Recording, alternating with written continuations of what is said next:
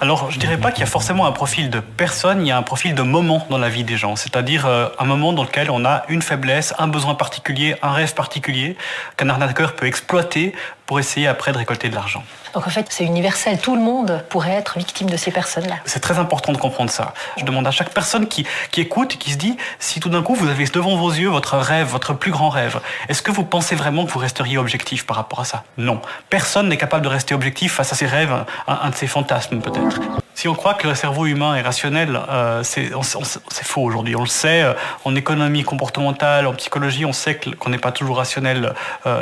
C'est vraiment le fonctionnement normal du cerveau, des fois d'avoir des comportements qui ne sont pas cohérents. Si on veut comprendre la situation d'une victime, il faut essayer de se mettre dans la peau de cette victime au moment où elle prend la décision. De l'extérieur, on se rend bien compte qu'il ne fallait pas dépenser l'argent.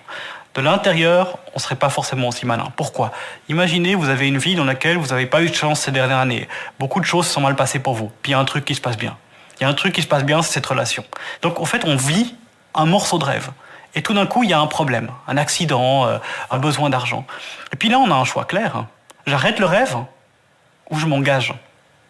Et puis ça, c'est vraiment difficile, parce que si vous relancez à ouvrir la porte, à payer, par exemple, ou à faire quelque chose, vous cassez, vous brisez votre rêve. Et non seulement vous brisez votre rêve pour le futur, mais vous admettez que tout ce que vous avez investi, vous, dans le passé, dans ce rêve, dans les conversations, tout ce que vous avez vous-même engagé, est perdu. Et du rêve, l'arnaqueur Frank Johnson en vend des tonnes à notre faux profil de Céline. Nous avons soumis les milliers de messages de leur conversation à l'expert pour décryptage. Il y a beaucoup de techniques de manipulation qui sont utilisées par ces arnaqueurs, elles sont connues. La principale, probablement, c'est ce qu'on appelle l'abus de l'effet d'engagement. Si les arnaqueurs essayent de vous faire écrire des choses à vous, de vous faire écrire des emails, de vous faire prendre des engagements, de vous faire dire des choses, c'est pour que plus tard, si vous devez renoncer à ça, vous devez renoncer à quelque chose qui vous a coûté cher.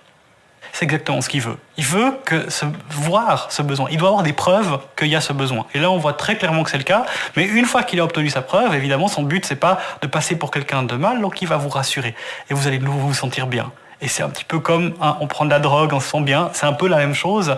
Vous êtes en manque et on vous donne votre dose. Et ce sentiment de dépendance-là va pouvoir être exploité ensuite pour obtenir quelque chose de vous. Parce que le but, évidemment, c'est d'obtenir l'argent le plus vite possible quand même. Ils ne vont pas traîner pour le plaisir de traîner.